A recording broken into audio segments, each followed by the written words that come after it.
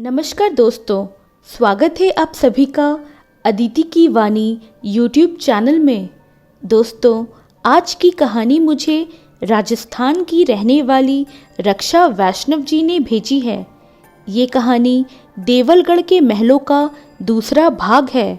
दोस्तों, अगर अब तक आपने कहानी का पहला भाग नहीं सुना है तो जल्दी से जाकर सुन लीजिए।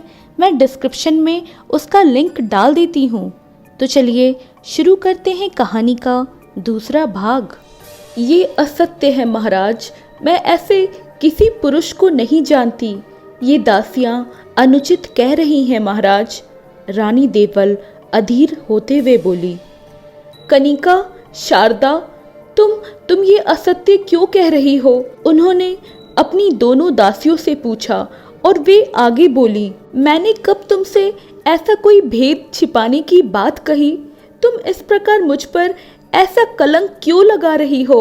महारानी देवल बोली। उनकी बात सुनकर दोनों दासियों की उनसे दृष्टि मिलाने की हिम्मत भी नहीं हुई।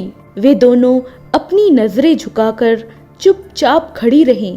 तब महारानी देवल ने महाराज की ओर देखा। महाराज अब तक उनकी ओर देख रहे थे, लेकिन उनसे नजरें मिलाते ही महाराज ने अपनी दृष्टि फिरा ली। ये देख महारानी देवल की आंखों से आंसू बह निकले। उनकी नजर महारानी ईरा पर पड़ी, जो चुपचाप खड़ी मन ही मन मंद मंद मुस्कुरा रही थी। महारानी देवल को ये समझते थोड़ी भी देर नहीं लगी कि उनके खिलाफ ये षड्यंत्र महारानी ईरावती ने ही रचा है। वे ये तो सदा से ही जानती थी कि महारानी ईरा उनसे घृणा करती हैं, पर उन्होंने कभी ये नहीं सोचा था कि वे अपनी घृणा के अधीन होकर इस हद तक गिर जाएंगी। अपने अंदर की पीड़ा को दबाकर वे महाराज की ओर बढ़ी और उनके समक्ष जाकर हाथ जोड़ते हुए बोली। मैं जानती हूँ महाराज कि आप मेरी ओर देखना भी नहीं चाहते, किंतु हे स्वामी, यदि आपको मुझ पर तनिक भी विश्वास है तो मेरा भरोसा कीजिए। मैंने आज तक आपके अतिरिक्त किसी पर पुरुष के विषय में विचार तक नहीं किया है। आपके अतिरिक्त किसी और को अपने हृदय में स्थान नहीं दिया है प्रभु। ये संसार क्या कहता है, क्या समझता है, मुझे उससे कोई फर्क नहीं पड़ता। मुझे फर्क पड़ता है तो केवल आपसे, आपकी सोच से। रुंधे कंठ से महारानी देवल बोली। उनकी बात सुनकर महाराज ने उनकी ओर देखा और बोले, हमें आप पर पूर्ण विश्वास था रानी सा। हम तो कभी अपने सपने में भी नहीं सोच सकते थे कि आप ऐसा कुछ करेंगी देवल। विश्वास था महाराज? रानी देवल ने अचरज भरी दृष्टि से देखते हुए महाराज से पूछा। हाँ, तो अब आप ही बताइए, हम किस पर विश्वास करें? आप पर या उस पर जिसे हमने स्वयं अपनी आंखों से देखा है और इन दासियों ने प्रमाणित किया है? महाराज ने गंभीर स्वर में महारानी देवल से पूछा। उनकी बात सुनकर अश्रु भरे नेत्र होने के बावजूद भी महारानी देवल के मुख पर एक सहज मुस्कान आ गई। जीवन के एक कड़वे सच से आज उनका परिचय जो हो गया था। महाराज की बात का उत्तर देते हुए वे बोली, ये तो आपको तय करना है स्वामी कि आपको किस पर विश्वास करना है। तब महाराज उनकी ओर देखते हुए बोले, हमारा दिल तो केवल आप पर विश्वास करना चाहता है रानी सा, किंतु हमारे दिमाग में कई प्रश्न उत्पन्न हो रहे हैं। और फिर हम केवल आपके पति नहीं हैं, इस देवलगढ़ साम्राज्य के अधिपति भी हैं। हम बिना किसी ठोस प्रमाण के आप पर विश्वास नहीं कर सकते, और आप स्वयं इस बात को समझती हैं। समझती हूँ महाराज, सब समझती हूँ।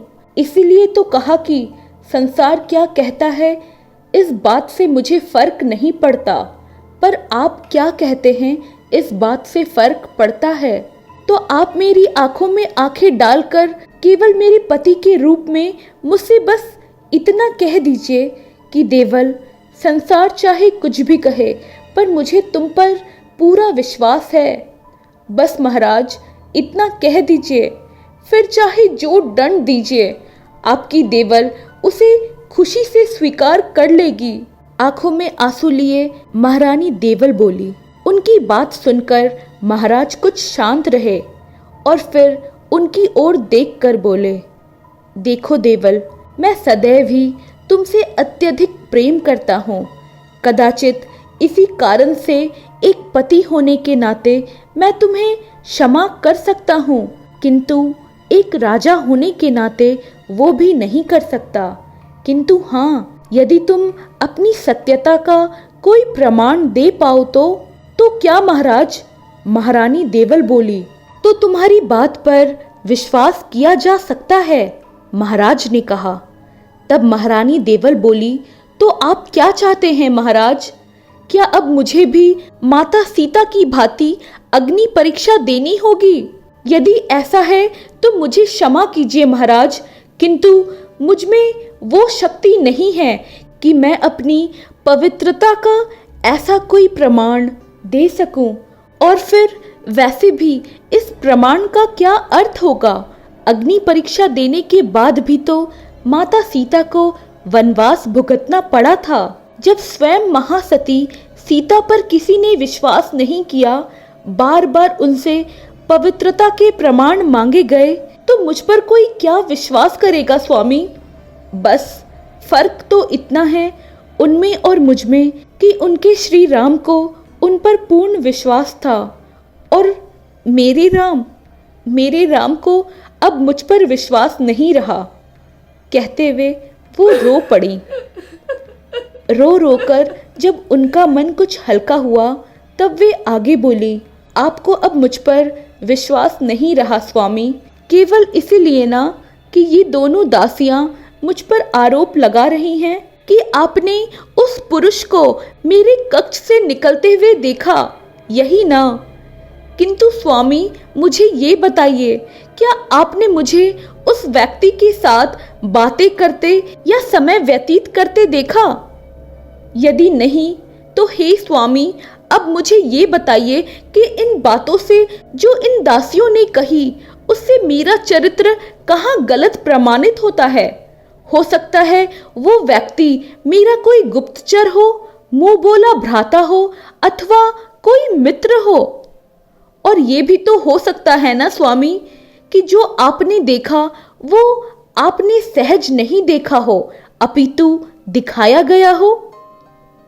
आप कहना क्या चाहती हैं महारानी, कि किसी ने आपके विरुद्ध षड्यंत्र रचा है? महाराज ने पूछा। जी महाराज, महारानी बोली। किंतु कोई ऐसा क्यों करेगा महारानी देवल? फिर भी आपकी तसल्ली के लिए हम आपके महल के अन्य दास दासियों से भी पूछ लेते हैं कि सत्य क्या है। कहते हुए महाराज ने सभी दासियों और द्वारपालों को बुलाकर पूछा। सत्य तो सभी जानते थे, किंतु महारानी इरावती के भय से किसी ने भी सत्य बोलने का साहस नहीं किया और महारानी देवल बिना किसी दोष के दोषी प्रमाणित हो गई। महाराज ने सबके समक्ष उनका परित्याग कर दिया और राज्य से निर्वासित हो जाने का दंड सुना दिया। कितना आसान है ना एक औरत के चरित्र को कलंकित करना, लेकिन उससे भी बड़ी बात यह है, यहाँ एक औरत के दामन पर दाग लगाने वाली भी एक औरत ही थी। महारानी देवल को दोषी बनाकर महारानी ईरा के मुख पर कुटिल विजय की मुस्कान आ गई थी। महारानी देवल तो बस मृत्युप्राय हो गई थी। उन्हें दंड सुनाकर महाराज वहां से जाने को हुए, तब महारानी देवल ने उन्हें रोकते हुए कहा, रुकिए महाराज, आप इस प्रकार मेरे साथ अन्याय नहीं कर सकते। आपको मेरी पवित्रता के प्रमाण ही चाहिए ना, तो ठीक है, आपकी ये देवल आपको अपनी पवित्रता का प्रमाण अवश्य देगी। ये बात सुनकर महाराज भीम सिंह रुके और उन्होंने पलटकर महारानी देवल की ओर देखा। महाराज के रुकते ही महारानी देवल आगे बोली, हाँ महाराज, आपको मेरी पवित्रता का प्रमाण अब मैं अवश्य दूंगी। और ये स्मरण रहे महाराज कि ये प्रमाण मैं केवल आपको ही विश्वास दिलाने के लिए दे रही हूँ, किसी और को नहीं। क्योंकि महाराज मैं केवल आपको ये प्रमाणित करना चाहती हूँ कि मैंने सदैव केवल आपसे ही प्रेम किया है। आपसे बढ़कर मेरे जीवन में और कुछ नहीं है।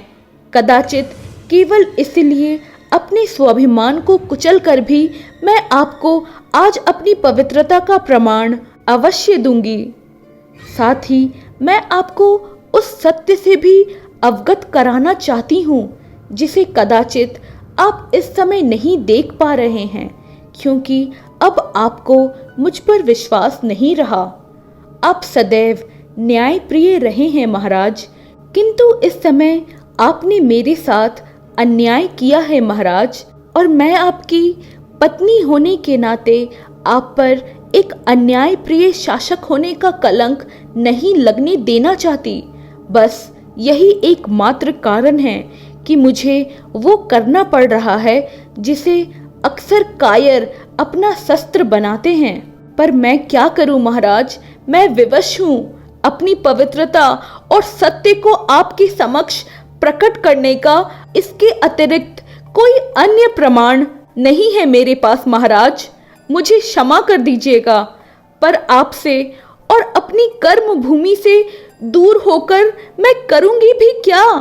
कहते हुए महारानी देवल महाराज भीम सिंह की ओर बढ़ी और उन्होंने भरी आंखों से महाराज के चरण स्पर्श कर अंतिम विदा ली।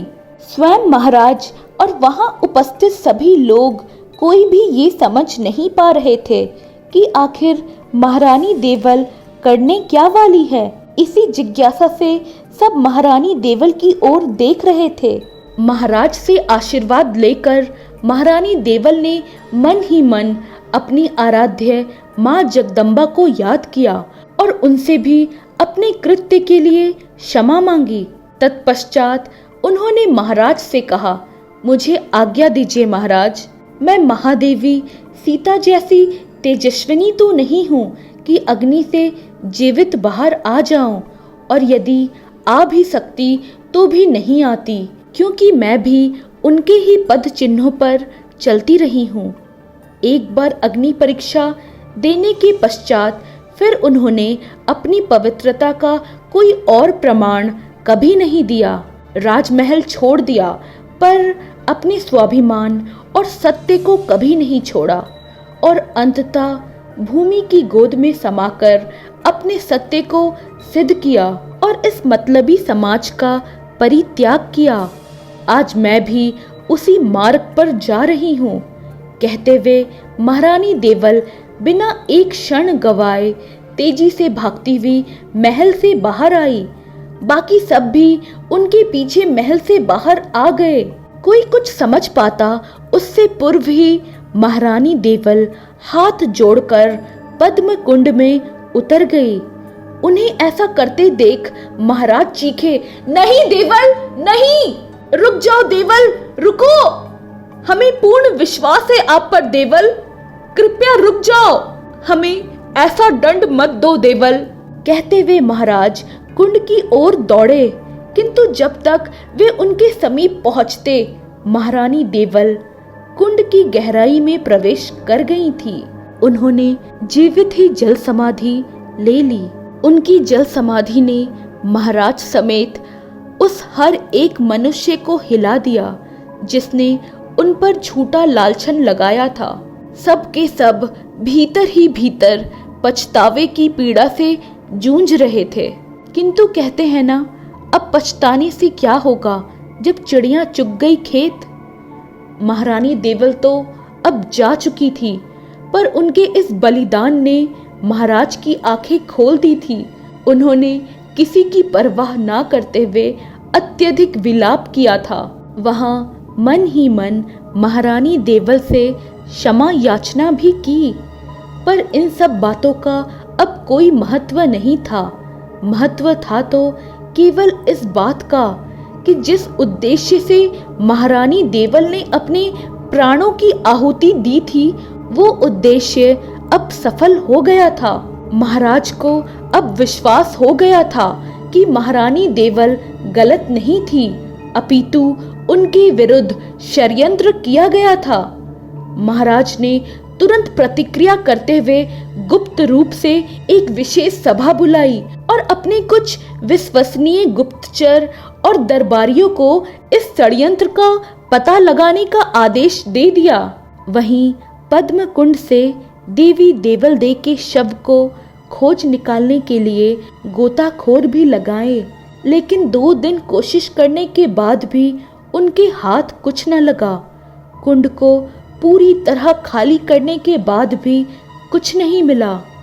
शायद आदि शक्ति माँ जगदम्बा एक बार फिर अपनी सत्य धर्म पुत्री को स्वयं में समा कर ले गई थी। तब महाराज ने महारानी देवल की स्मृति में पद्म कुंड का नाम देवल कुंड रख दिया तथा उस कुंड के पास उनकी एक प्रतिमा स्थापित कर उनके गौरव को सम्मान दिया। समय व्यतीत होते और 1 मास के भीतर ही महाराज के द्वारा नियुक्त विद्वानों की उस सभा ने परिमाण सहित उस षड्यंत्र का पर्दाफाश कर दिया जो महारानी देवल के विरुद्ध रचा गया था। जब महाराज को सत्य ज्ञात हुआ, उनके पैरों तले जमीन ही खिसक गई। वे क्रोध पर नियंत्रण नहीं रख पाए और उन्होंने एक क्षण भी विचार किए बिना सीधे जाकर महारानी इरावती का मस्तक अपनी तलवार के प्रहार से धड़ से अलग कर दिया। जालिम सिंह और उन दोनों दासियों को भी मृत्यु दंड मिला और महल के अन्य दास दासियों जिन्होंने उस समय मौन साधा था, उनकी भी जीभ कटवा दी गई। सबको तो महाराज ने दंड दे दिया, पर ये बात तो स्वयं महाराज भी जानते थे कि केवल वे लोग नहीं अपितु स्वयं महाराज भी महारानी देवल के अपराधी हैं। बस इसी बात से वे दिन प्रतिदिन घुट रहे थे और एक दिन इसी अपराध बोध में वे अपने बेटे को राजपाट सौंपकर चुपचाप कहीं चले गए। वे कहाँ गए आज तक किसी को कुछ नहीं पता। उनके जाने के तुरंत बाद ही उनके शत्रुओं ने अवसर पाकर देवलगढ़ पर आक्रमण कर दिया। महाराज भीम सिंह के पुत्र अभी इतने सक्षम नहीं थे कि इन आक्रमणों का मुकाबला कर विजय प्राप्त कर सके। आक्रमणकारियों ने संपूर्ण देवलगढ़ को लूट लिया, तहस नहस कर दिया, भीषण नरसंहार किया। काफी लोग इस नरसंहार में मारे गए और बाकी पलायन कर गए। एक संपन्न और समृद्ध राज्य सदा के लिए उजड़ गया। उस किताब के अनुसार इन सब घटनाओं के बाद यहाँ जिस किसी ने भी बसने की कोशिश की मारा गया। यहाँ उन सभी अतृप्त आत्माओं का वास है।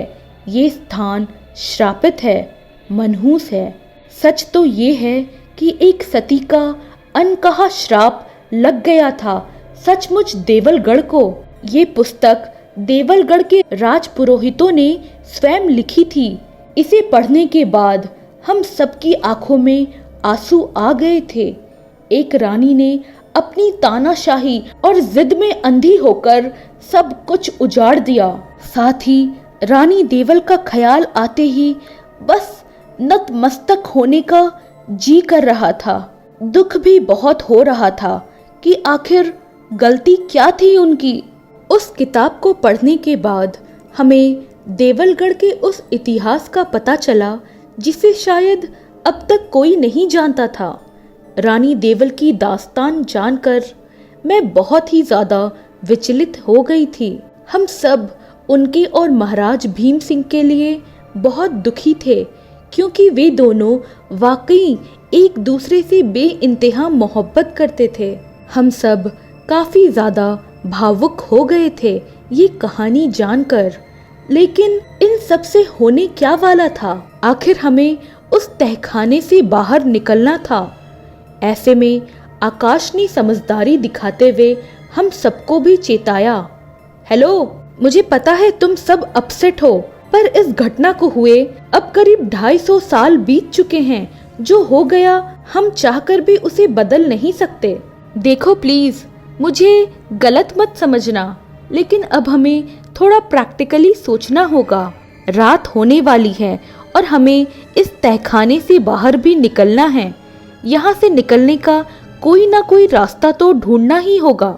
वहाँ सब हमारे लिए परेशान हो रहे होंगे, खासकर विपुल सर। तुम ठीक कह रहे हो आकाश, हमें यहाँ से निकलने के लिए कुछ तो करना ही होगा, वरना हम हमेशा के लिए यहाँ कैद होकर रह जाएंगे, दिशा ने कहा। सबने उसकी हाँ में हाँ मिलाई और हम सब वहाँ से निकलने का रास्ता ढूंढने लगे।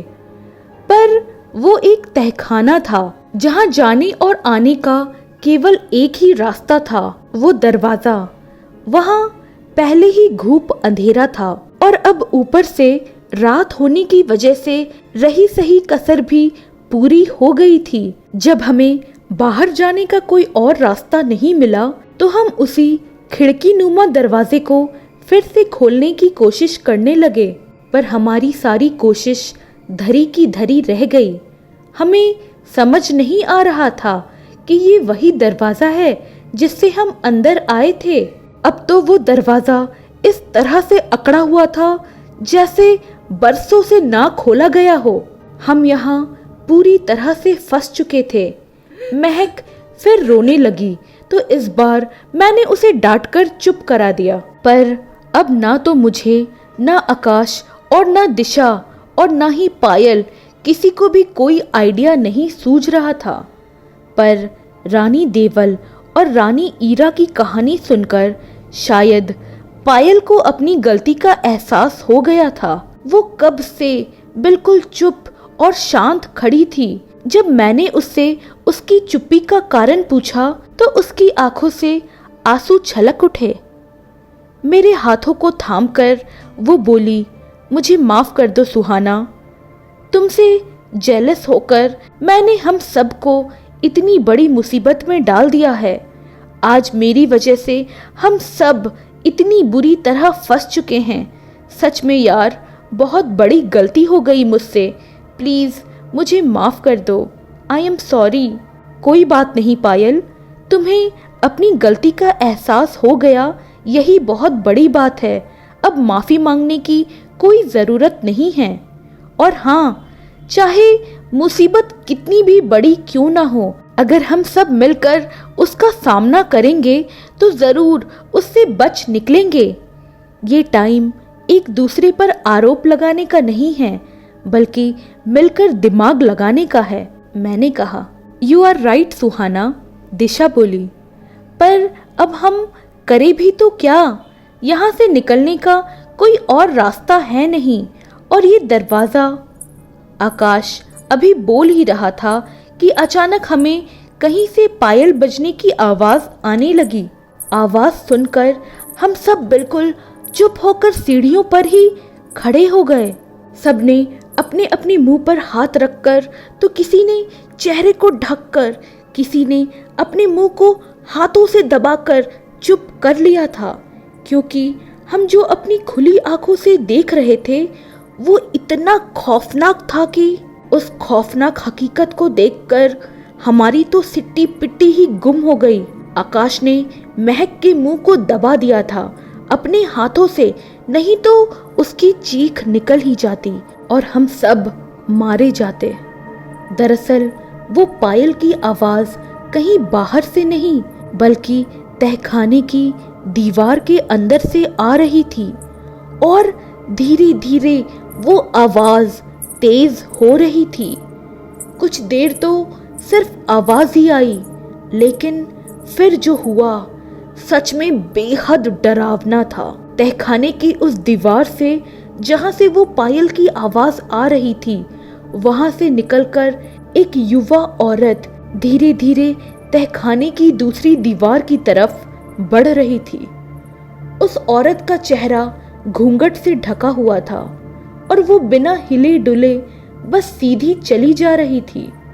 और देखते ही देखते कुछ ही देर में वो तहखाने की दूसरी दीवार में समा गई। ये देखकर हमारी महक तो बेहोश ही हो गई।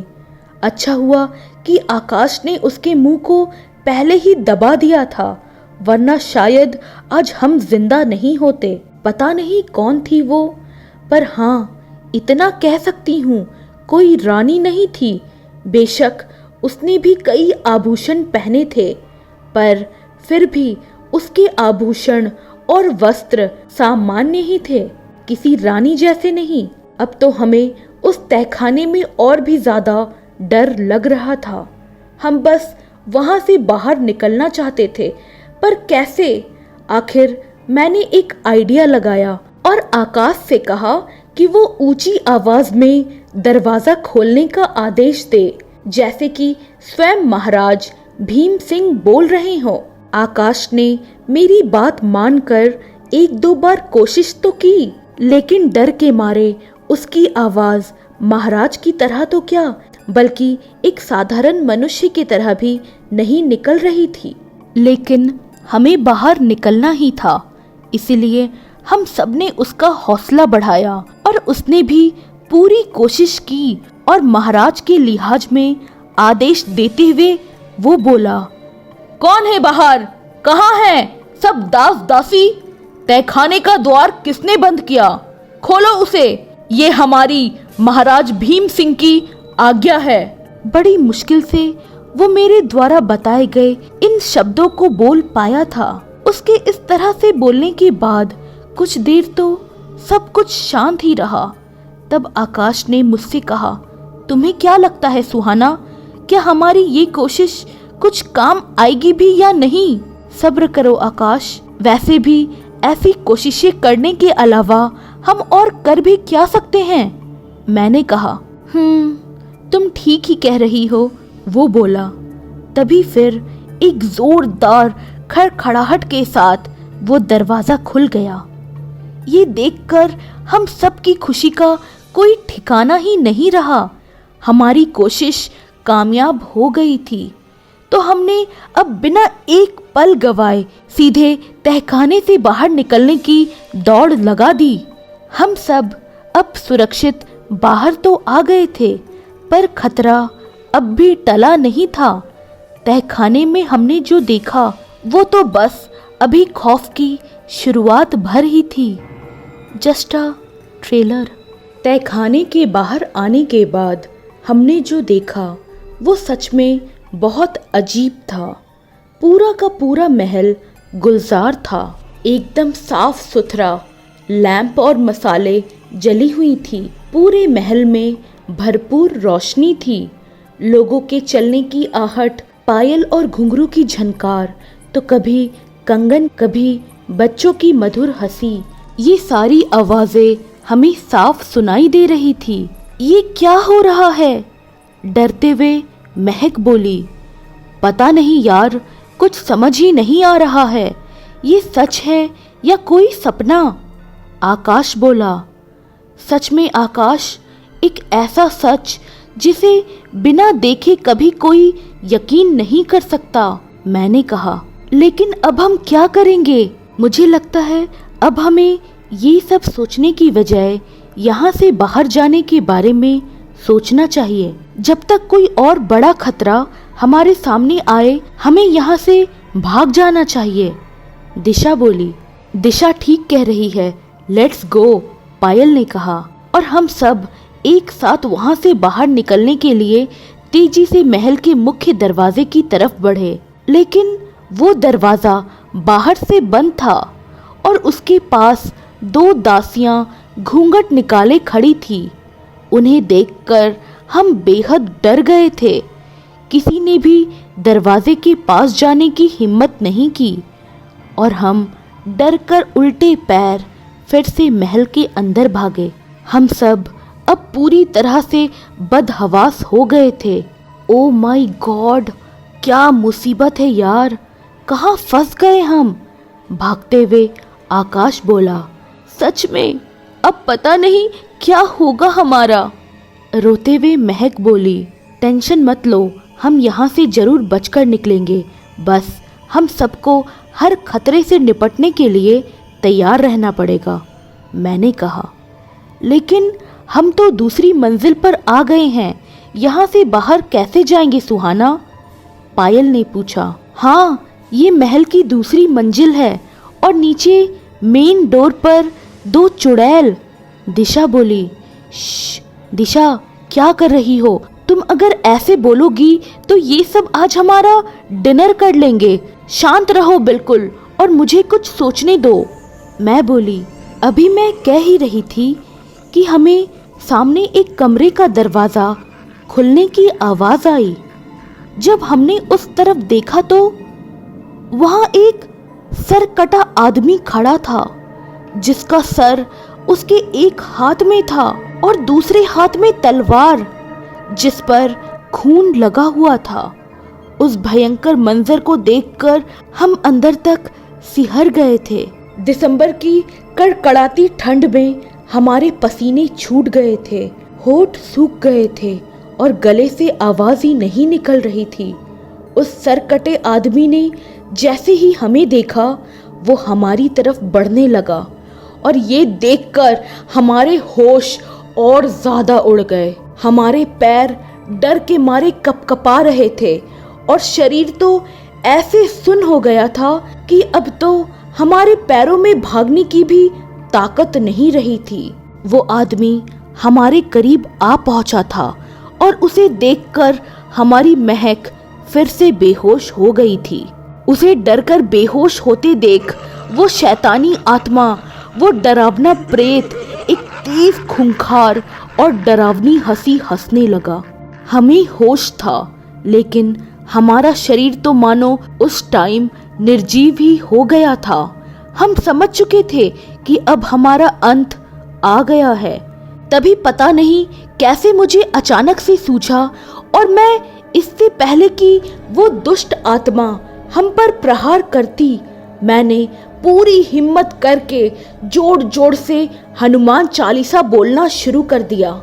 जय हनुमान ज्ञान गुण सागर, जय कपीस लोक उजागर, रामदूत अतुलित बलधामा, अंजनी पुत्र पवन सुत नामा, महावीर विक्रम बजरंगी, कुमति निवार सुमति के संगी, कंचन वरन विराज सुबेशा, कानन कुंडल कुंचित कीशा। जिससे वो आत्मा गुस्सा तो बहुत हुई, पर ज्यादा टाइम वहाँ खड़ी ना हो सकी और कुछ ही देर में गायब हो गई।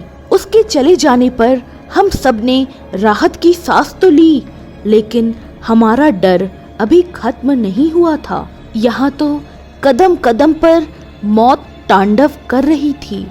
अभी तो हम ठीक से संभले भी नहीं थे कि नीचे के फ्लोर से किसी की चीखने की तेज आवाजें हमारे कानों पर वार करने लगी।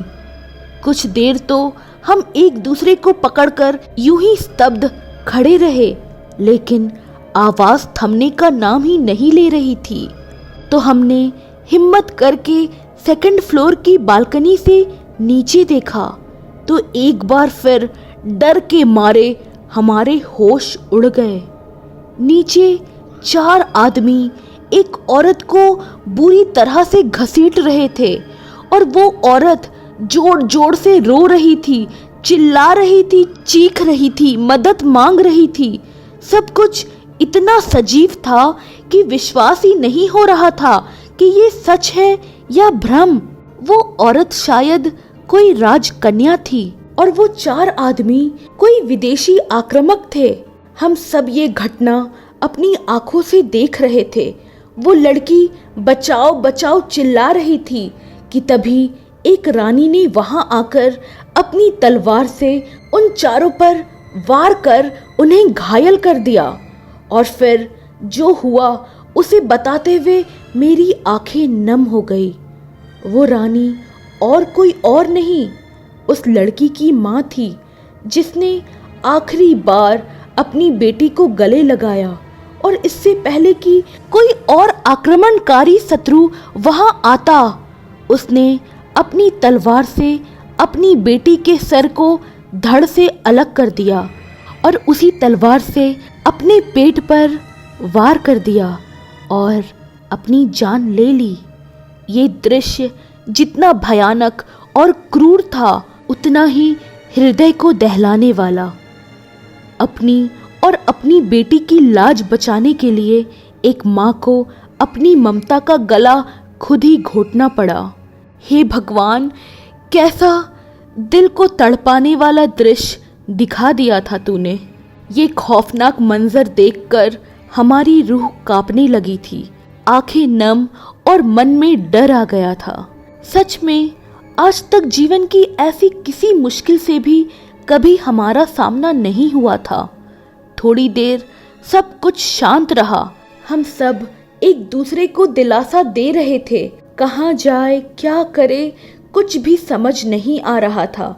इसलिए हम वहीं उसी बालकनी की दीवार के सहारे थक कर बैठ गए थे। पर वो कहते हैं ना, अधिक शांति तूफान के आने का संकेत होती है। शायद उस दिन हमें उस कहावत की हकीकत से रूबरू होने का पहला अवसर मिलने वाला था। हम अभी थोड़ा नॉर्मल भी नहीं हुए थे कि अचानक से कई घोड़े एक साथ चलने की आवाजें आने लगी। घोड़ों के चलने की टप टप ने हमारे दिलों की धड़कन और तेज कर दी थी। हमने बैठे बैठे ही बालकनी की दीवार के पीछे से छिपकर नीचे देखा तो हमें कई घुड़सवार महल के अंदर आते हुए दिखे। शायद ये शत्रु सैनिक थे, क्योंकि उन्होंने महल में दाखिल होते ही भीषण मार काट मचा दी थी। वे सब कुछ लूट रहे थे, तबाह कर रहे थे। औरतें, बच्चों, सभी के खून की नदियां बहा दी थी उन्होंने। उनके इस क्रूर व्यवहार को देखकर हम कांप रहे थे। उनमें से कुछ सैनिक घोड़ों से उतरकर ऊपर की ओर आ रहे थे, जिसे देखकर हमारी आंखें फटी की फटी रह गई थी मारे डर के। हमारे हाथ पांव फूल गए थे, शरीर से खून सूख गया था, सांसें जैसे रुक सी गई थी। ये भयानक दृश्य देखकर, उन सैनिकों को अपनी तरफ आते हुए देखकर हम बदहवास होकर वहां से भागे। नीचे जा नहीं सकते थे, क्योंकि नीचे तो मौत तांडव कर रही थी और सीढ़ियों पर वो सैनिक। तो हम भागते हुए महल के तीसरे मंजिल पर जा पहुंचे। भाग भाग कर हमारी हालत भी पतली हो गई थी। हम हाफ रहे थे, प्यास के मारे गला सूख गया था। हमारी हालत पूरी तरह खराब हो चुकी थी। कुछ समझ ही नहीं आ रहा था कि आखिर इस मुसीबत से बाहर कैसे निकले। तीसरी मंजिल पर अभी शांति थी, खौफ की शांति। हम वहां एक कोने में शांति से थक कर बैठ गए। मन ही मन भगवान से ये प्रार्थना कर रहे थे कि अब कोई अनहोनी ना हो जाए, फिर कोई नई मुसीबत ना आ जाए। लेकिन वो जगह इतनी भयानक थी कि वहां मुसीबत ना आए ऐसा हो ही नहीं सकता था। हमने अभी ठीक से चैन की सांस भी नहीं ली कि सामने से झुंड में कुछ लड़कियां आती दिखाई दी। वे हमारी ही तरफ आ रही थी। उनकी हंसी ठिठोली की आवाज हमारे कानों में गूंज रही थी। उन्हें देखकर बिल्कुल भी ऐसा नहीं लग रहा था कि वे इंसान नहीं बल्कि आत्माएं हैं, खौफनाक आत्माएं। उन्हें देखकर हम एकदम शांत हो गए, जैसे हमें किसी सांप ने सूंघ लिया हो। हमने अपने अपने मुंह को हथेलियों से दबा दिया था, ताकि भूलकर भी हमारे मुंह से कोई आवाज ना निकले। धीरे धीरे वो लड़कियां हमारे करीब आ पहुंची। हमने अपना चेहरा घुटनों के पीछे छिपा लिया था, इस कोशिश में कि शायद हम उनकी नज़र से बच जाए। थोड़ी ही देर में सब आवाज़ें शांत हो गई, तो हमने सोचा शायद वे सब चली गई हैं। सो धीरे से हमने अपना चेहरा ऊपर उठाकर देखा। देखते ही कलेजा मुंह को आ गया। वो लड़कियां कहीं गई नहीं थी, बल्कि हमारे सामने खड़ी थी, वो भी अपने असली भयानक रूप में। इतनी सारी प्रेत आत्माएं एक साथ, ये देखकर तो बहादुर से बहादुर इंसान के भी होश उड़ जाएं। हम सब बेहद डरे हुए थे, पता नहीं क्या होने वाला था। उन लड़कियों में से एक ने हमारी तरफ अपना हाथ बढ़ाया और हमें पकड़ने की कोशिश की। ये देखकर हम हड़बड़ाते हुए चिल्लाकर वहां से भाग निकले। पर महक नहीं भाग सकी। उसे उन आत्माओं ने खींच लिया था और वे आत्माएं उसे अपने साथ ले गईं। और फिर महक की एक दर्दनाक चीख हमारे कानों में गूंज उठी, बचाओ, हेल्प। उसके बाद ना वो हमें दिखी और ना मिली। महक की उस खौफनाक मौत को हमने खुद अपनी आंखों से देखा था। हम रो रहे थे, चीख रहे थे, पर वहां हमारी चीख सुनने वाला कोई नहीं था तो बस उन आत्माओं का खौफ।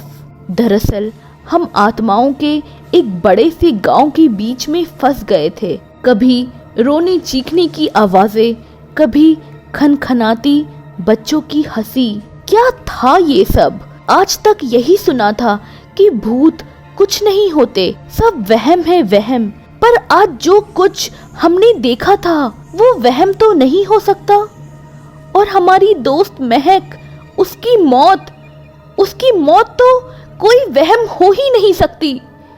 हम सब जान गए थे कि शायद ये रात हमारी जिंदगी की आखिरी रात होने वाली है। दिशा और पायल का रो रो कर बुरा हाल था और महक अब हमें हमेशा के लिए छोड़कर जा चुकी थी। हम सब बचकर भागते दौड़ते महल की छत पर पहुंच गए थे, जहां से हमें रानी इरावती का महल साफ दिख रहा था। रोशनी से गुलजार, वहां से ढोल बजने और घुंघरू बजने की आवाजें आ रही थी। कोई गायक गीत भी गा रहा था। पूरी महफिल सजी हुई थी वहां। आसपास के दूसरे महल भी इसी तरह गुलजार थे। कभी घोड़े के चलने की आवाज तो कभी तलवारों के खड़गने की आवाज। कुल मिलाकर कहे तो हम 5, ओ नहीं, सिर्फ 4 जिंदा लोग प्रेतों की भयानक बस्ती में फंस गए थे। हमारे कॉलेज के दूसरे स्टूडेंट्स और विपुल सर कहाँ थे, जिंदा भी थे या नहीं, कुछ पता नहीं था। इस वक्त तो हमारा जिंदा रहना बहुत ही मुश्किल हो गया था। अब पता नहीं आगे क्या होने वाला था। दोस्तों, शायद अब हम भी ज्यादा देर जिंदा नहीं रह पाएंगे। इससे पहले कि मौत आकर हमें छू ले, आखिरी बार हम एक दूसरे के गले लग जाएं। एक दुख भरी आह भरते हुए पायल बोली, ऐसा मत बोलो पायल, हम यहाँ से जरूर वापस जाएंगे। मैंने कहा, हाँ पायल, हौसला रखो। आकाश बोला, कैसा हौसला रखे आकाश, कैसे? हमारी आंखों के सामने उन आत्माओं ने महक को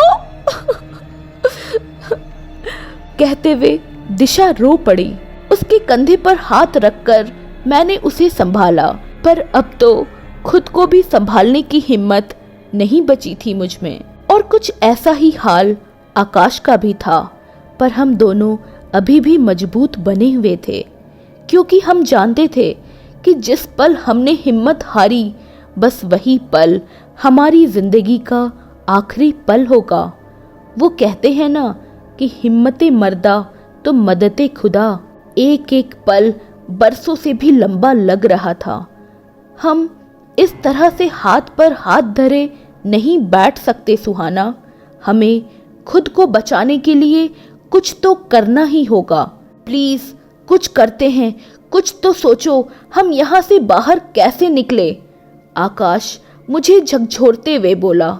मैं क्या करूं आकाश, मेरे तो खुद कुछ समझ नहीं आ रहा है। मैंने कहा, कुछ तो सोचो यार, जैसे तुमने तहखाने से बाहर आने का आइडिया लगाया था, क्या हम उसी आइडिया के सहारे यहाँ से नहीं निकल सकते? आकाश बोला, भूल कर भी मत सोचना आकाश, इस टाइम हम तहखाने के अंदर थे, इसलिए उन आत्माओं को धोखा दे सके। लेकिन अब अगर हमने ऐसा कुछ किया तो हमारे साथ भी वही होगा जो महक के साथ हुआ। तो क्या अब हम सारी जिंदगी यहीं रहेंगे? फिर जीकर करेंगे भी क्या? नाराज होते हुए आकाश बोला। शांत हो जाओ आकाश, मुझे सोचने दो। मैंने कुछ देर मन ही मन सोचा। एक आइडिया है जो शायद इस वक्त हमारे काम आ सके। क्या? दिशा और आकाश एक साथ उत्तेजित स्वर में बोले। महारानी देवल, मैंने कहा। महारानी देवल मतलब? हम कुछ समझे नहीं। दिशा और आकाश चौंकते हुए बोले। बात समझ में आए ऐसी है भी नहीं, लेकिन हाँ, अगर महारानी देवल चाहे तो हम यहाँ से सुरक्षित बाहर जा सकते हैं। वे एक महान स्त्री थी, हमारी मदद जरूर करेंगी, मैंने कहा। क्या तुम पागल हो सुहाना? क्या बोल रही हो तुम? महारानी देवल, अब वे हमें कहाँ मिलेगी? पायल ने पूछा। वहीं जहाँ वे आज भी नित्य आती हैं, मैंने कहा। वो मर चुकी है सुहाना, वो कहाँ से आएगी? आकाश बोला। क्यों नहीं आ सकती आकाश? जब इतनी सारी प्रेत आत्माएं आ सकती हैं तो वे क्यों नहीं आ सकती? मैंने कहा। हाँ सुहाना, लेकिन महारानी देवल तो सती थी, भला वे अब तक कैसे भटक सकती हैं? दिशा ने पूछा। वे भटक नहीं रही हैं दिशा, बल्कि उनकी आत्मा आज भी यहाँ उपस्थित हैं, क्योंकि वे इस भूमि की और यहाँ आने वाले निर्बलों की सहायता करती हैं। वे इस जगह एक लोक देवी के रूप में सदा के लिए विराजमान हो गई हैं, क्योंकि वे इस धरती से सशरीर विदा हुई थी। उन्होंने अपनी देह नहीं त्यागी थी, समझी कुछ? मैंने कहा।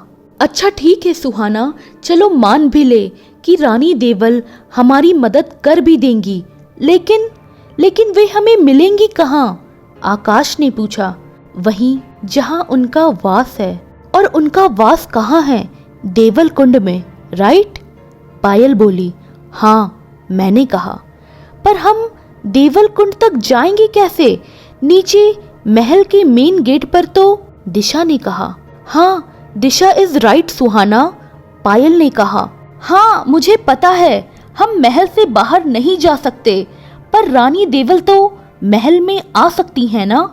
मैंने कहा तो सब मेरी ओर आश्चर्य से देखने लगे।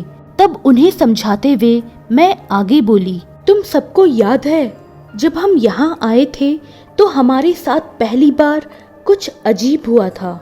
अरे यार, जब से यहाँ आए हैं तब से सब कुछ तो अजीब ही हो रहा है। अब तुम कौन सी अजीब चीज के बारे में कह रही हो सुहाना? आकाश ने पूछा। मैं कुछ बोलती उससे पहले ही टपाक से दिशा बोल पड़ी। हाँ, मुझे याद है जब हम यहाँ आए थे तो सबसे पहले नीचे माँ के मंदिर में हमारे साथ कुछ अजीब हुआ था। हम सबकी ललाट पर किसी ने कुमकुम का तिलक लगा दिया था। मैंने सही कहा ना सुहाना? हाँ, बिल्कुल सही, मैंने कहा। तो अब आखिर तुम कहना क्या चाहती हो सुहाना? आकाश ने पूछा। ओहो आकाश, तुम अभी तक नहीं समझे, पायल ने कहा। नहीं, लेकिन तुम ऐसा क्या समझ गई हो, जरा बताओ तो, गुस्सा होते हुए आकाश ने पूछा। यही कि वो मंदिर महारानी देवल का पूजा घर है। महारानी देवल ही वहाँ रोज पूजा करती हैं। तभी तो जहाँ पूरा महल गंदा पड़ा था, वहाँ उस मंदिर में इतनी सफाई, ताज़ा फूल और धूप बत्तियाँ, ये सब कौन करता है? कुछ समझ में आया? क्यों सुहाना, मैं जो कह रही हूँ सही है ना? बिल्कुल सही, वहाँ महारानी देवल ही पूजा करती हैं। बेशक देवल कुंड उनका निवास स्थान है, पर वे अपना सारा समय वही मंदिर में वास करती हैं। हमें वो तिलक किसी और ने नहीं, खुद महारानी देवल ने ही लगाए थे, मैंने कहा। ओह, तुम्हें ये सब कैसे पता सुहाना? आकाश ने पूछा। वे माँ जगदम्बा की परम भक्त थी, इतना कि स्वयं माँ ने उन्हें अपने में समा लिया। फिर इतना तो हम समझ ही सकते हैं कि आज तक वहाँ इतने चाव से उनकी सेवा और पूजा कौन कर सकता है, मैंने कहा। हाँ, तो अब हमें महल के बाहर जाने की कोई जरूरत नहीं है, हमें सिर्फ उस मंदिर तक ही जाना है। अच्छा, तो अब हमें महल के बाहर जाने की कोई जरूरत नहीं है, हमें सिर्फ उस मंदिर तक ही जाना है, सही? आकाश बोला। जी हाँ आकाश, मैंने कहा। तो फिर देर किस बात की, चलो चलते हैं। वो बोला, रुको, इतना आसान नहीं है आकाश, नीचे खतरा है। हम कितने मुश्किल से बचकर यहाँ आए हैं, अगर फिर नीचे गए तो कुछ भी हो सकता है, कहीं हम भी महक की तरह। पायल बोली, सो व्हाट पायल, हमें नीचे तो जाना ही होगा। यहाँ से निकलने का सिर्फ यही एक आखिरी तरीका है। और रही बात खतरे की, तो इस बात की क्या गारंटी है कि जो नीचे हुआ वो यहाँ नहीं हो सकता? वो आत्माएं क्या यहाँ नहीं आ सकती? मैंने पायल को समझाते हुए कहा, सुहाना ठीक कह रही है पायल, हमें इतना रिस्क तो लेना ही होगा, तभी हम यहाँ से सुरक्षित बाहर निकल सकते हैं। दिशा बोली, और हम सब पायल को साथ लेकर मन ही मन भगवान का नाम लेते हुए सीढ़ियों की तरफ बढ़े। हम डरते सहमते एक एक कदम नीचे उतर रहे थे। हर एक बढ़ते कदम के साथ हमारी धड़कनें तेज हो रही थी, लेकिन ये खतरा तो मोल लेना ही था। हम छत से तीसरी मंजिल पर आ गए थे, पर अब हमारा डर कई गुना बढ़ गया था, क्योंकि ये वही मंजिल थी जहां हमने अपनी दोस्त महक को खोया था। फिलहाल तो यहाँ सब कुछ शांत था, पर अगले ही पल क्या होगा इस बात का डर और भी ज्यादा खौफनाक था हमारे लिए। हम चारों एक दूसरे का हाथ पकड़कर तेजी से नीचे उतर रहे थे कि तभी अचानक पीछे से किसी ने हमें आवाज दी, तुम सब मुझे यहाँ अकेले छोड़कर जा रहे हो दोस्तों। ये आवाज हमें पहचानी पहचानी सी लग रही थी, लेकिन पीछे मुड़कर देखने की हमारी हिम्मत नहीं हो रही थी। हम बस तेजी से सीढ़ियों तक पहुंचना चाहते थे ताकि जल्दी से जल्दी नीचे मंदिर तक पहुंच सके, लेकिन वो आवाज फिर हमारे कानों में गूंज उठी। इस बार हम थोड़ा ठिठके और मुड़कर पीछे देखा तो हमसे कुछ कदमों की दूरी पर महक खड़ी थी। उसके बाल बिखरे हुए थे, आंखें नोची हुई, शरीर पर जगह जगह खरोच और चोट आदि के निशान थे। उसकी ये हालत देखकर हमारे तो होश उड़ गए थे। अरे महक, ये क्या हो गया यार? कहते हुए आकाश उसकी तरफ आगे बढ़ा। वो पागल समझ रहा था कि महक जिंदा है, पर मैं, दिशा और पायल उसके इस भयानक रूप को देखकर समझ गए थे कि वो मर चुकी है। इसलिए आकाश को रोकते हुए दिशा चिल्लाई, नहीं आकाश, मत जाओ उसके पास। तो आकाश रुक गया और दिशा से बोला, लेकिन क्यों दिशा? क्योंकि वो महक नहीं बल्कि एक आत्मा है, शायद उसी की आत्मा। एक आह भरते हुए मैंने कहा। मेरी बात सुनकर आकाश बेहद डर गया और घबराकर पीछे हट गया।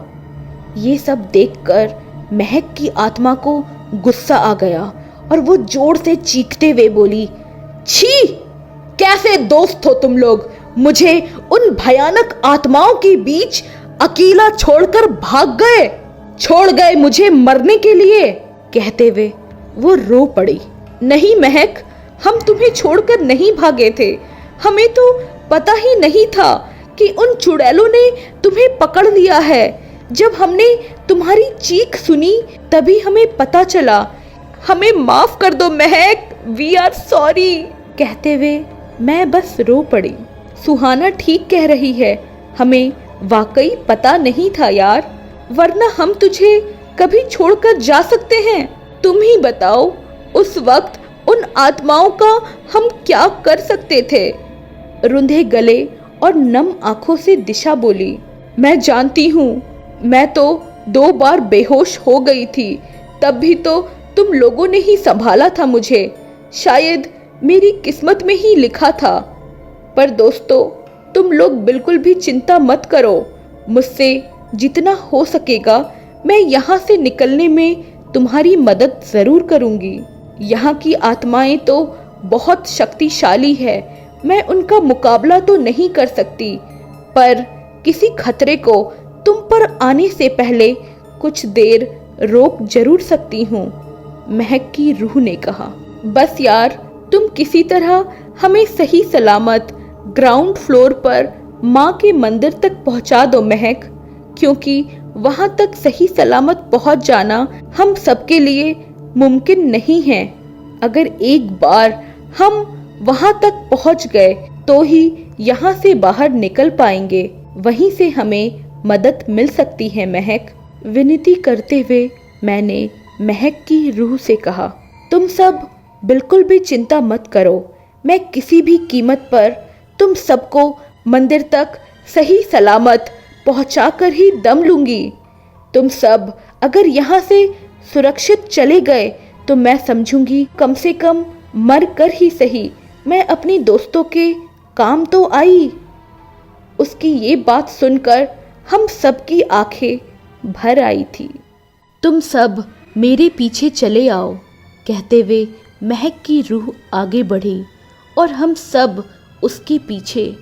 हम दूसरी मंजिल तक सही सलामत आ गए थे, लेकिन वहाँ तो हर जगह और हर समय खतरा था। महक की आत्मा हमारे साथ थी, इसलिए हमें थोड़ा इत्मीनान तो था, पर उससे भी ज़्यादा दुख था कि आज वो एक आत्मा के रूप में हमारे साथ थी, हमारी अपनी दोस्त। वो तेजी से हवा में लहराती हुई जा रही थी और उसके पीछे हम लगभग भागते हुए से चले जा रहे थे। हम दूसरी मंजिल की सीढ़ियों तक आराम से पहुंच गए थे।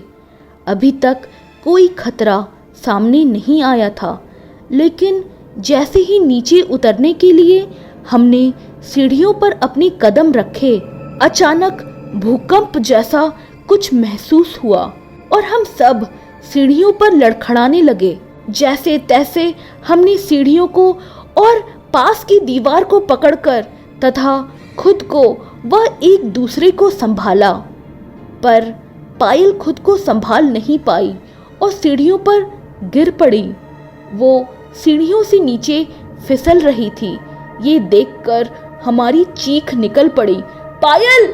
तभी महक ने उसे संभाल लिया और हम सबकी जान में जान आई। हमने भागकर पायल को संभाला। उसके सिर पर चोट आ गई थी और घाव से खून रिस रहा था, तो मैंने अपने दुपट्टे को फाड़कर उसके सिर पर बांध दिया ताकि ज्यादा खून ना बह सके। गनीमत तो ये रही कि वक्त रहते महक की आत्मा ने पायल को संभाल लिया, वरना हम सब शायद अपना एक और दोस्त खो देते। खैर, अब हम ग्राउंड फ्लोर पर आ गए थे। हम सब जल्दी से जल्दी माँ के मंदिर की तरफ भागे। हमें माँ के मंदिर के पास सही सलामत पहुँचाने के बाद महक की आत्मा वहीं बाहर रुक गई और हमसे विदा लेते हुए बोली, बस दोस्तों, तुम लोगों के साथ मेरा सफ़र बस यहीं तक का था। अब मैं आगे नहीं आ सकती। उन आत्माओं के हाथों मरने के बाद मैं भी प्रेत योनि में प्रवेश कर गई हूँ, इसलिए माँ के इस पवित्र मंदिर में मैं नहीं आ पाऊंगी। वहाँ तुमको कोई आत्मा परेशान नहीं कर सकती, लेकिन हाँ, वहाँ महारानी देवल ज़रूर आ सकती हैं, क्योंकि वे कोई प्रेत आत्मा नहीं हैं, बल्कि एक दिव्य आत्मा हैं। हाँ महक, हम जानते हैं, उन्हीं से मदद मांगने तो यहाँ आए हैं हम। मैंने कहा, क्या तुम मिली हो उनसे महक? दिशा ने पूछा। नहीं, बस उनके बारे में उन प्रेत आत्माओं से सुना है, महक बोली। और फिर वो थोड़ा हंसी और उसने आगे कहा, मिली नहीं तो क्या, कभी ना कभी मिल ही लूँगी। आखिर अब मुझे यहीं तो रहना है। बहुत ही दुखी और निराशजनक स्वर में वो बोली। उसकी ये बात सुनकर हम सब उदास हो गए। हमें उदास देखकर उसने कहा, अपने दिल पर कोई बोझ मत रखो, मेरी किस्मत में जो लिखा था वो तो होना ही था। बस तुम लोग यहाँ से सही सलामत निकल जाओ, मेरी तो माँ जगदम्बा से यही दुआ है। अब तुम लोग जाओ, गुड बाय कहकर वो हवा में कहीं विलीन हो गई। हमने इधर उधर उसे ढूंढने की कोशिश भी की, पर फिर वो हमें कहीं नहीं दिखी। आखिरकार मन मसोस कर हम मंदिर में गए। वहाँ का वातावरण दिव्य शांति से भरपूर था। वहाँ जाकर हमने चैन की सांस ली और माँ को प्रणाम किया।